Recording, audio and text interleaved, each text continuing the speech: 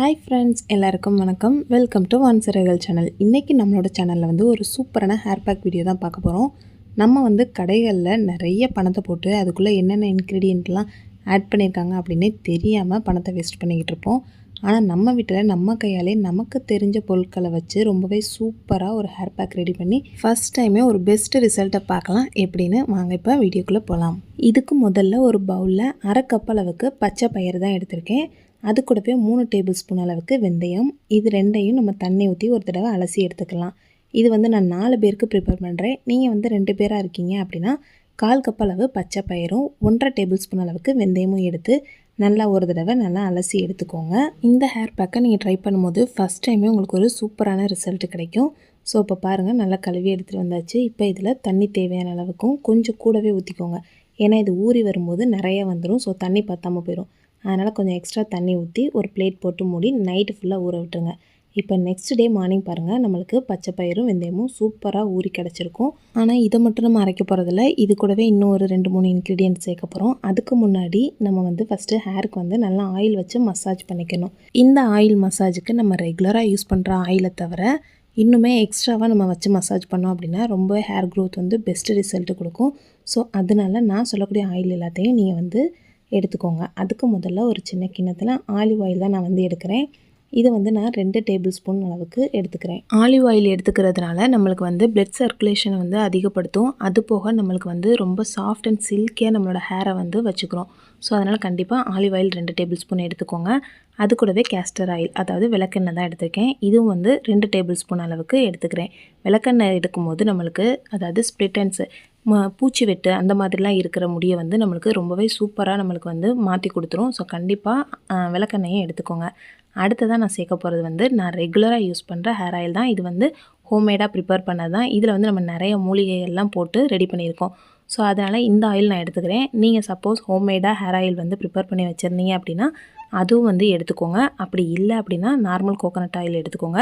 Suppose இந்த வீடியோவோட link உங்களுக்கு தேவைப்படுது அப்படின்னா கீழே டிஸ்கிரிப்ஷனில் கொடுக்குறேன். தேவைப்படுறவங்க செக் பண்ணி பாருங்கள். நிறைய பேர் வந்து இந்த ஆயில் எங்களுக்கு ப்ரிப்பேர் பண்ணி தர முடியுமா அப்படின்னு கேட்டிருந்தீங்க. பட் என்னால் இப்போ வந்து ப்ரிப்பேர் பண்ணிலாம் தர முடியாது. நீங்கள் அந்த வீடியோ பார்த்தீங்க அப்படின்னா 100% சொல்கிறேன், கண்டிப்பாக நீங்களே வந்து ப்ரிப்பேர் பண்ணலாம். அது போக அதோட ரிசல்ட்டு வந்து 200% ரொம்பவே சூப்பராக இருக்கும் அப்படின்னு சொல்கிறேன். ஏன்னா எனக்கும் என்னோடய பிள்ளைங்களுக்கும் எப்படி ஹேர் ஆயில் ப்ரிப்பேர் பண்ணுறேனோ அதை அப்படியே ஒரிஜினலாக கொடுத்துருக்கேன். வீடியோக்கு முன்னாடி ஒன்று பின்னாடி ஒன்று அந்த மாதிரிலாம் கிடையாது.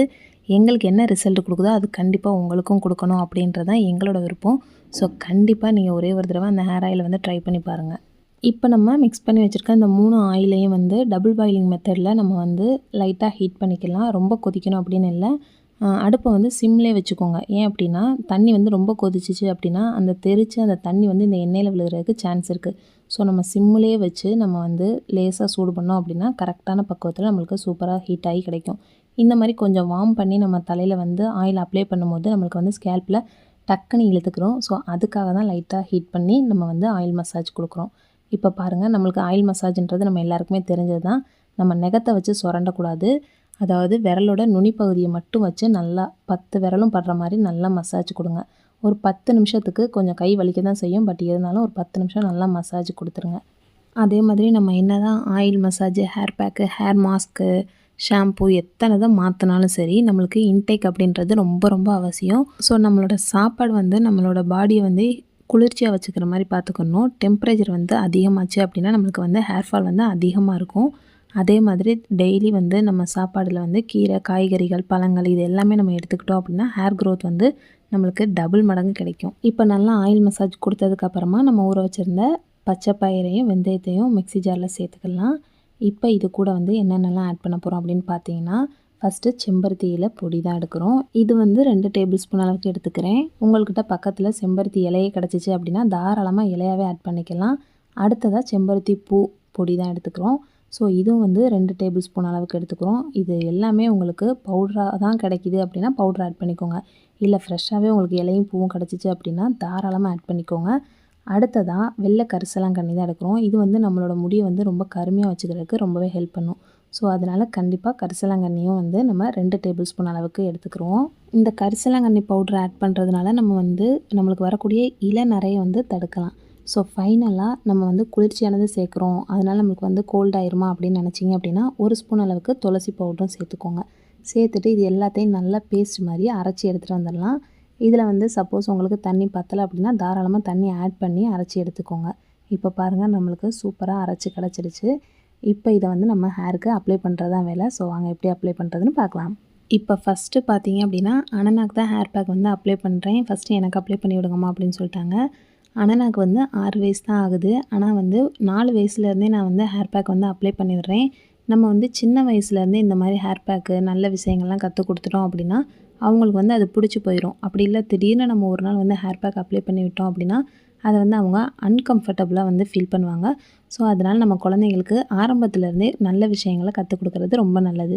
இப்போ பாருங்கள் எவ்வளோ சமத்தாக கொடுத்துக்கிட்டு இருக்காங்க அப்படின்னு சொல்லிட்டு. ஸோ அதனால் நல்லா அப்ளை பண்ணி கொண்டை கட்டி விட்டாச்சு பாப்பா எல்லாருக்குமே.